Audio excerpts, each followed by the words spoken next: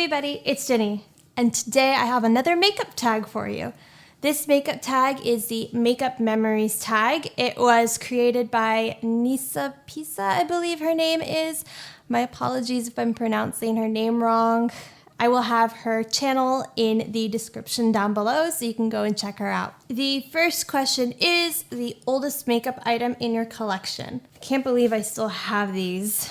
They're the Profusion Neo Pearl eyeshadow palettes. They look like this inside with a little mirror, and I used to adore these. I remember when I first found these palettes, I had been looking all over the place for some Profusion products. They had these palettes at Ulta. I was so excited to see Profusion sold at Ulta that I picked up these two right here, and the rest is history.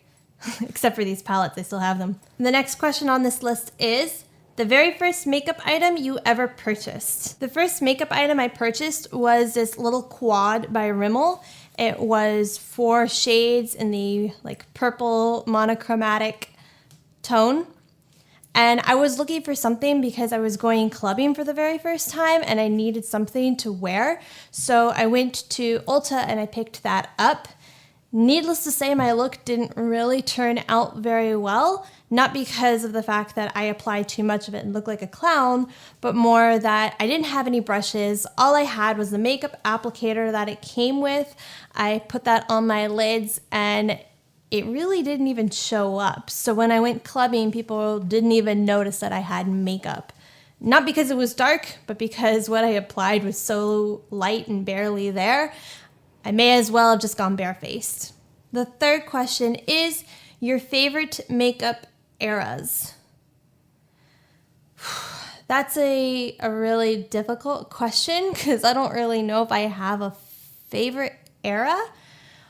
But when I first started taking pictures for my Instagram page, I got really into trying to come up with a new look each week, which maybe really go and push my limits and become a little bit more creative. So I would have to say that there wasn't really anything special I was doing. It's just more that I felt really inspired to keep trying and play with the makeup and see what I could come up with, try new things, improve, get better.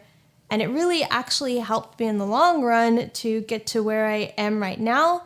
I still have a long way to go, but I have improved dramatically since then. Question number 4 is the darkest of your makeup eras.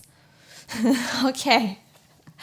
There was a time in which I was crazy about picking up the drugstore palettes for the holiday season.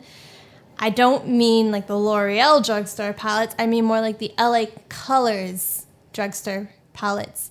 And not like LA Colors is today. They've improved so much and their quality has gotten just a lot better in general. I mean more when they were still making little quads that were sold at the dollar store. They're not really quads. They're 6-pan eyeshadows. They would come up with these holiday gift sets that came with eyeshadow, blush, an eyeliner pencil, a mascara. I would purchase those and play with those. And the quality of that really wasn't very great, but it was all I could afford at the time, so it's what I was purchasing.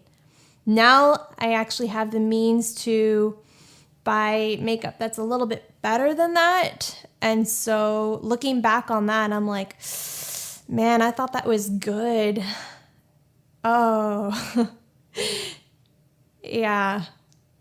With that thought, let's go to the next question. Question number 5 is your best makeup related memory. All right.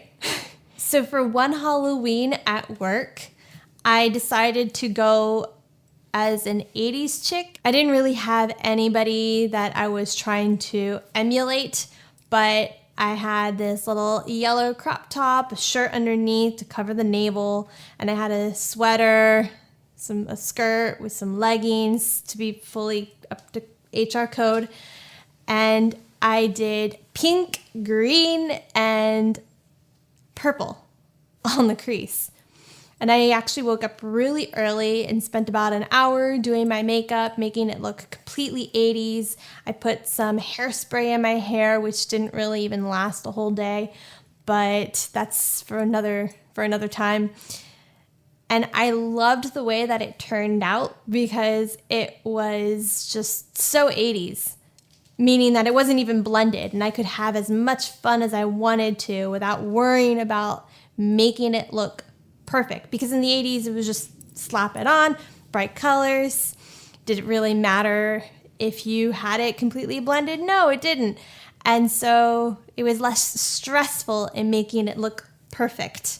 Number 6 is your worst makeup related memory. Based on the way this question is phrased, I don't think I want to describe a makeup look or an incident in which I was applying makeup, because I've already talked about how I used to put bright orange shimmer into the inner corner, and that was a disaster.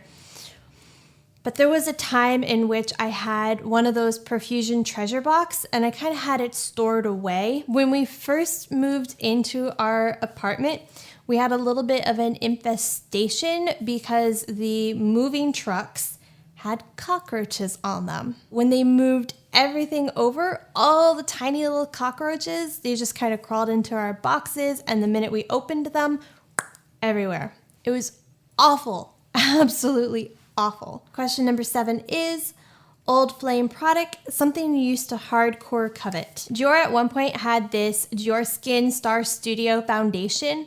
I'm super picky about the finish of my foundation, and since I'm so pale, it's rather difficult to find a foundation that matches me, especially in the winter. In the summer, I can go ahead and get something that's a little bit darker like I'm wearing today, but in the winter, that's just a no-go. Their Star Studio foundation definitely wasn't a winter foundation shade for me, but the shade was light enough to work in the summer, and it had this gorgeous dewy finish. It was a medium coverage because I prefer medium to light coverage, and they discontinued it.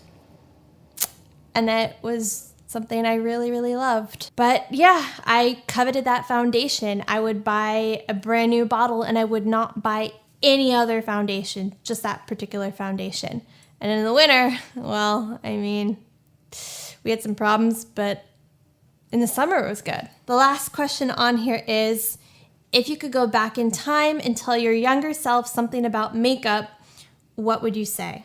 I guess I would tell my younger self that there's nothing wrong with wearing makeup. I really got into makeup late. Part of it was because I just didn't want to conform to beauty norms. But the other half of it was that I felt as though I didn't know what I was doing and I would have no way of learning. YouTube didn't exist when I was in high school, so to learn how to apply makeup, I would have had to have had friends that would have assisted me, or books, like the books that they used to have, like the Bobbi Brown book. But I didn't have any of that. I just had a couple of magazines, and I really didn't know what products were good, what products were not good.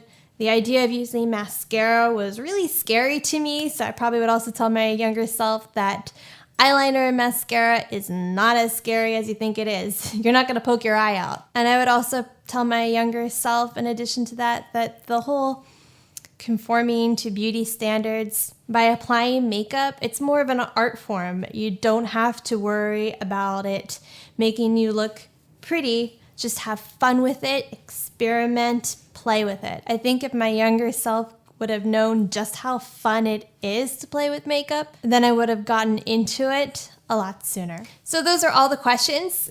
Please go ahead and check out Nisipisa's YouTube channel. If you're interested in doing this, tag yourself. The questions are down below.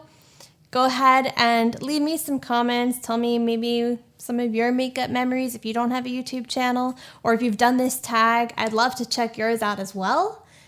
And until next time, guys. Bye.